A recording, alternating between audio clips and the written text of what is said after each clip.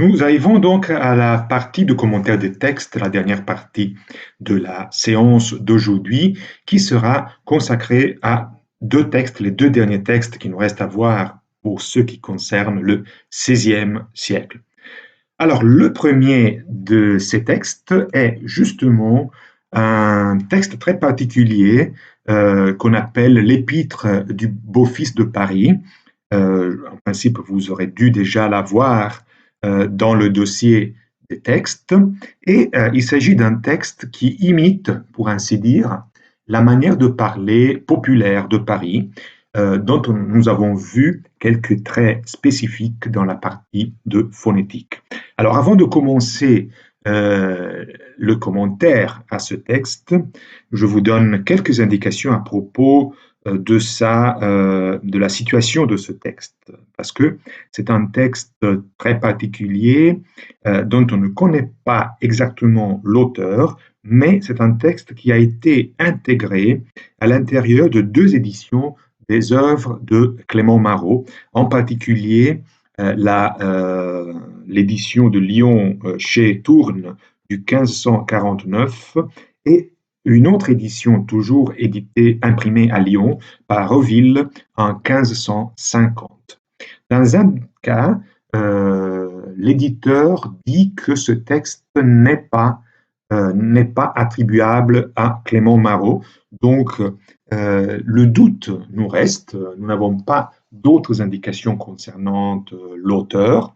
Nous savons par contre que ce texte a été condamné par la censure et cela pourrait éventuellement expliquer la raison pour laquelle on préfère ne pas l'attribuer à Clément Marot. Mais en tout cas, qu'il soit ce texte ou pas attribuable à Marot, c'est un texte qui nous intéresse justement à cause de la présence dans ce texte qui est une sorte d'épître. Enfin, c'est un texte, je dirais, presque satirique qui ramène la dynamique de l'amour courtois à un niveau populaire et donc traité de manière presque comique et ironique. Il y a tout d'abord l'épître écrit d'un jeune garçon à une dame mariée et ensuite la réponse de la dame au jeune garçon. Là, nous avons un extrait de la première partie, c'est-à-dire l'épître écrite par le beau-fils de Paris, c'est-à-dire le garçon parisien. Et nous pouvons voir dans ce texte certains des phénomènes que nous avons vus dans la partie de phonétique, et notamment l'évolution de R en Z, parfois avec la graphie S, que vous pouvez constater beaucoup de fois dans ce texte. C'est un texte qui introduit de manière très régulière, ce n'est pas seulement quelques cas, mais pratiquement dans presque tous les cas, il y a une évolution de R et Z, mais pas seulement une évolution de R à Z, mais aussi l'évolution contraire de Z à R. Alors on pourrait interpréter ce deuxième trait comme une hypercorrection, évidemment, mais il est présent de manière tellement systématique que cela nous fait penser plutôt à une attitude, comme je vous disais, presque satirique, c'est-à-dire une volonté d'imiter la manière de parler du peuple en la rendant en quelque sorte ridicule, puisque non seulement il y a des phénomènes qui sont typiques de la manière de parler, mais il y a aussi les phénomènes contraires. Donc, notamment, vous pouvez constater les mots mis en évidence en jaune, par exemple, musailles, ça serait les murailles. Donc, je ne sais pas si vous avez déjà essayé de lire, c'est un texte qui n'est pas facile à lire, mais une fois qu'on est entré dans la dynamique des quelques traits qui sont présents, on arrive à décoder assez facilement le texte. Il est intéressant de voir justement, par exemple, la forme des roseilles, ça serait une transformation de la forme des oreilles. L'expression est l'expression populaire, les murs ont des oreilles. Et là, vous voyez la manière d'écrire au niveau graphique la liaison et d'inverser non seulement le R qui devient Z, mais aussi le Z, c'est-à-dire la partie de la liaison des oreilles, qui devient R. La même chose, on la trouve par exemple dans les mots qui se trouvent à la fin, heureux, qui serait heureux, évidemment. Mais ce n'est pas le seul trait qu'on trouve ici. On trouve de manière également très systématique l'élimination de la consonne finale. Évidemment, l'élimination de la consonne finale qui n'était pas prononcée, donc même dans les textes en bon français, ces lettres n'étaient pas prononcées. La différence dans ce texte est que ces consonnes en position finale ne sont même pas écrites. Alors, il y a beaucoup d'exemples, je peux vous en montrer quelques-uns. Les consonnes concernées sont pratiquement toutes les consonnes qui ne se prononcent pas, notamment le P, le T, le S, le X, qui est équivalent de S. Donc, vous voyez par exemple, je vous aime tant, sans le T. On a déjà remarqué que si l'article a bien le S du pluriel, le substantif muraille ne l'a pas. Donc le S est aussi éliminé. Un autre T éliminé ici, nous doit, sans le T final, pardon, et aussi l'autre forme que nous avons déjà vue, heureux, sans le X final. On remarque également l'absence du R. L'absence du R, par exemple, dans les infinitifs.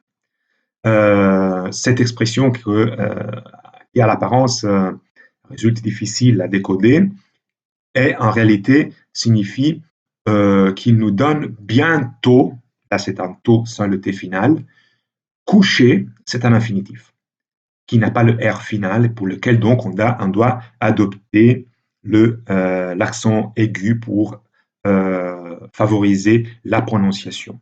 Même chose, on trouve dans l'infinitif parler, dans lequel nous voyons non seulement la transformation habituelle de R à Z ou à S, comme dans ce cas, mais nous voyons aussi l'absence du R de l'infinitif. Donc, parler sans le R, penser également sans le R qui se trouve ici. Vous voyez par contre que si le R est éliminé de manière systématique des infinitifs de la conjugaison en ER, cela n'est pas le cas pour les infinitifs de la conjugaison en IR, IR. Par exemple, juste après penser, vous avez devenir. Et dans ce cas, la graphique correspond effectivement à la prononciation, puisque dans les conjugaisons qui se terminent en IR, le R était toujours prononcé, et donc il est, comme vous voyez dans ce cas, il est aussi écrit de manière graphique. Alors, nous pouvons passer au deuxième extrait que je voudrais examiner avec vous.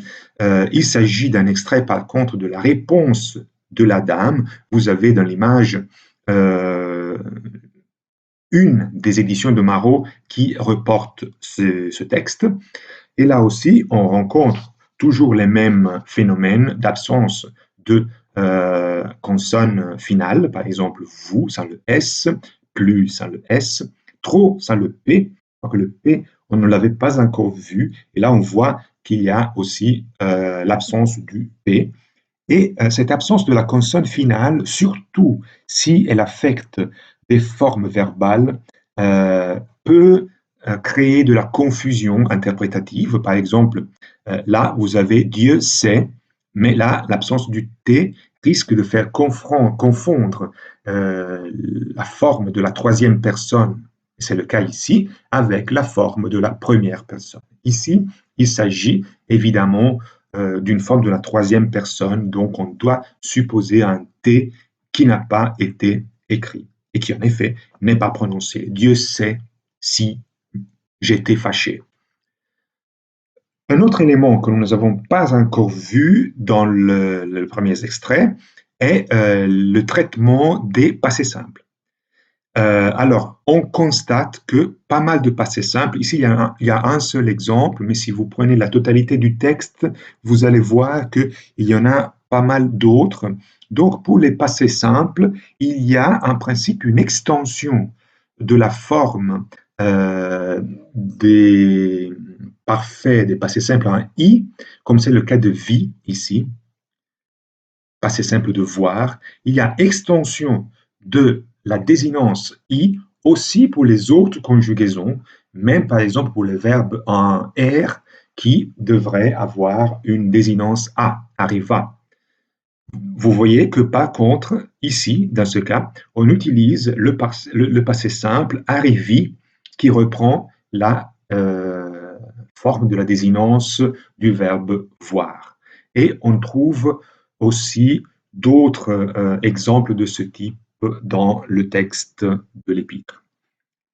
Il y a un dernier phénomène que je n'ai pas encore mentionné, et c'est l'emploi de la graphie phonétique pour les voyelles nasalisées.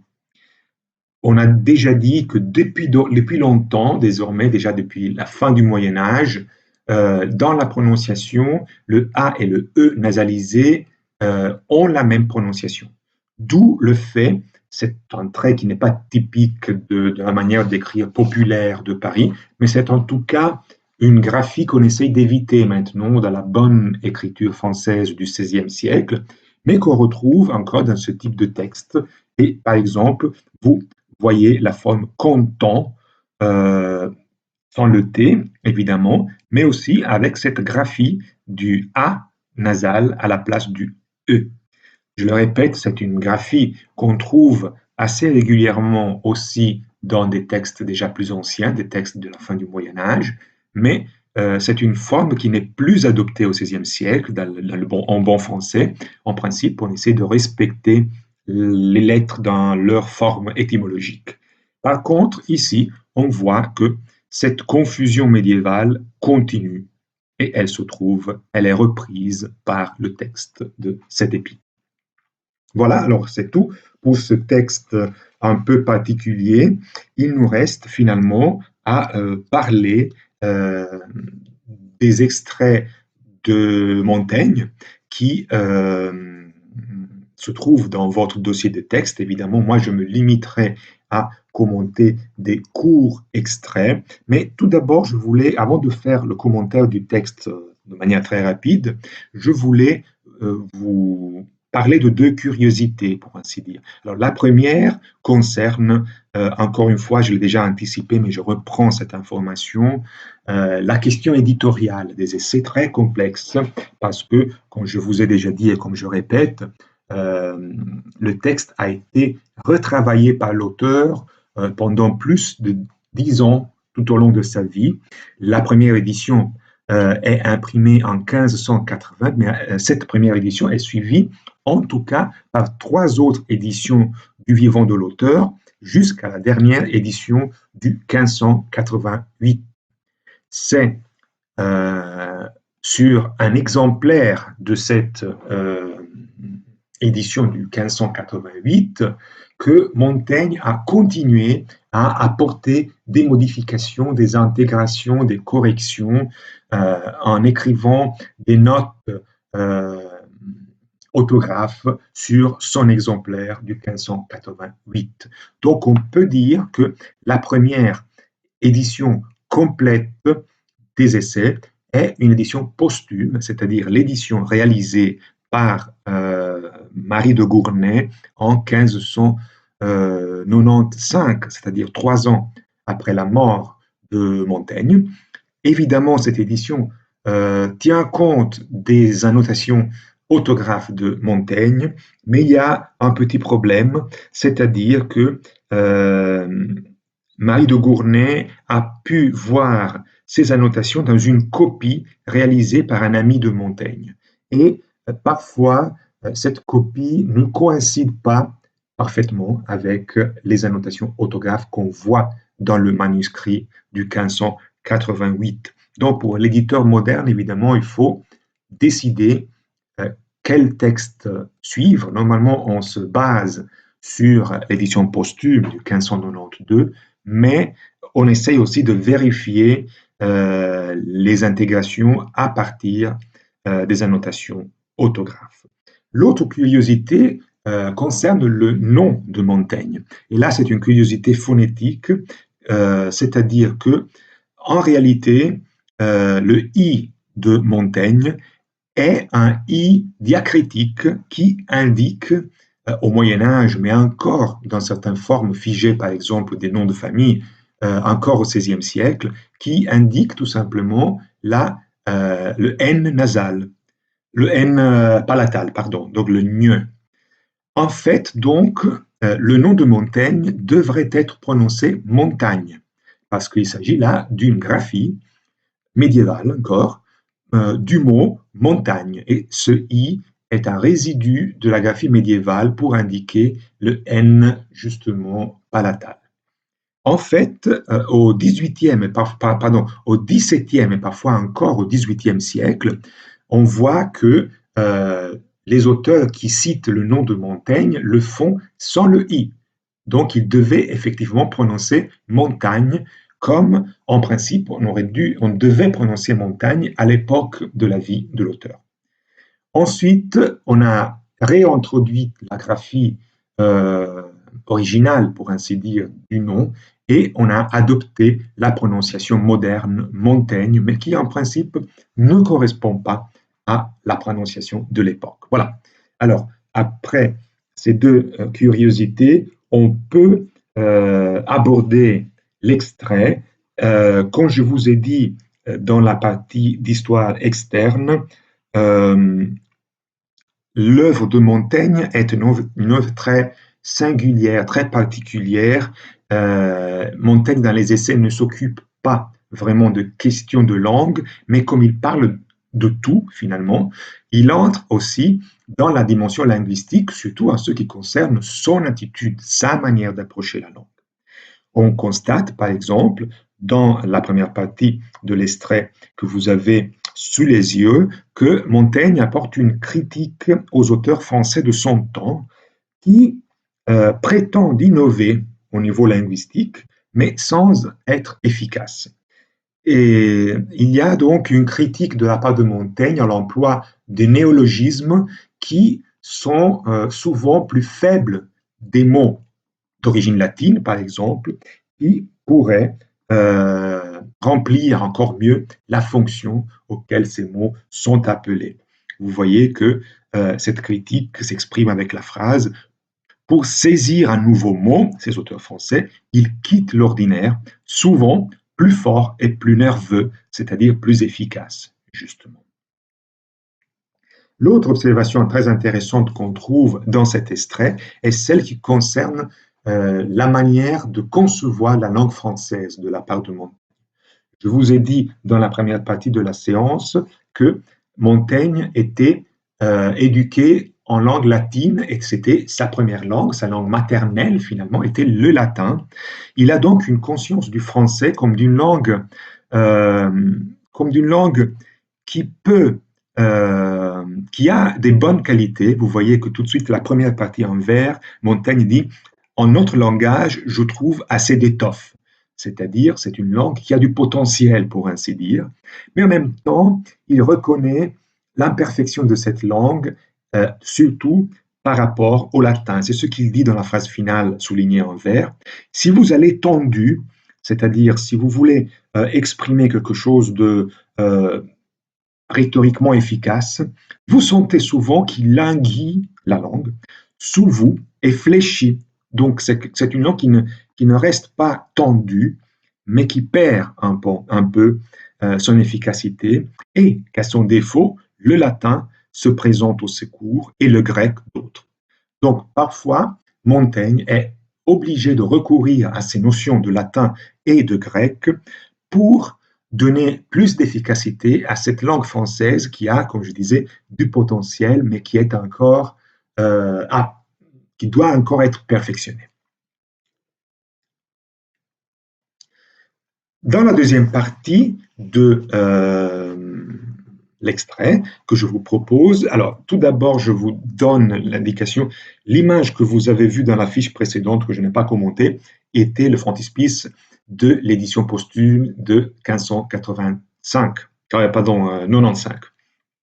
Là, par contre, vous avez une page de ce qu'on appelle l'exemplaire de Bordeaux, c'est-à-dire l'exemplaire personnel appartenu à Montaigne de l'édition de 1588 avec ces annotations orthographes que vous pouvez voir, parfois intégrées dans le texte et parfois annotées dans les marges. Donc, pour venir à ce qui nous intéresse de ce dernier extrait, ce qui nous intéresse ici, c'est la position de Montaigne par rapport à l'emploi, à l'usage des mots. Et là, il y a une prise de position assez nette, par contre, de la part de Montaigne, contre ce qu'il appelle les grammairiens ou la grammaire. Montaigne ne suit pas donc le courant principal, disons, du XVIe siècle, qui est le courant qui a tendance à normaliser, à stabiliser la langue d'un point de vue grammatical, mais il prend certaines libertés. Il préfère adopter une attitude plus pratique pour justement être, encore une fois, plus efficace et pour utiliser une langue plus expressive. Voyons ce qu'il dit dans la première partie en vers. « Je n'en refuse aucune de celles qui s'usent en mille rues françoises. » C'est-à-dire, en principe, Montaigne se fonde non pas sur la langue sélectionnée par les grammairiens, mais sur la langue de l'usage et de l'usage général dans les rues françaises. Ceux qui veulent combattre l'usage par la grammaire se moquent. Voilà donc une prise de position assez nette par rapport aux grammairiens. Montaigne dit « Je sais bien que ceux qui ont une attitude différente, plus normative, se moqueront de mon attitude, mais moi, je préfère me tenir à une langue plus correspondante à l'usage plutôt qu'à une structure grammaticale idéale. » Et dans la dernière partie, en vers, on remarque par contre une tendance, une attitude, une tentative de la part de Montaigne de adhérer à sa langue personnelle. C'est-à-dire que, encore une fois, selon l'attitude typique des essais de faire de sa singularité quelque chose d'universel qui vaut pour tous les hommes, cela vaut aussi pour la langue. C'est-à-dire que Montaigne nous dit, moi j'utilise mon langage, la langue que j'utilise normalement, même s'il est imparfaite, parce que je m'y reconnais. Je me reconnais dans cette langue et je ne veux pas utiliser une langue artificielle. Et donc, Montaigne nous dit, dans la deuxième partie en vers, je corrige les fautes d'inadvertance, c'est-à-dire les fautes, les coquilles, pour ainsi dire. Hein. Donc évidemment, ça, il le corrige, mais pas celles de coutume, c'est-à-dire pas celles d'habitude. Je ne corrige pas les formes qui rentrent dans mon habitude, dans l'habitude de mon usage. Est-ce pas ainsi que je parle partout? C'est-à-dire, est-ce que cela ne correspond pas à ma manière normale de parler? Me représentais-je pas vivement? Suffit.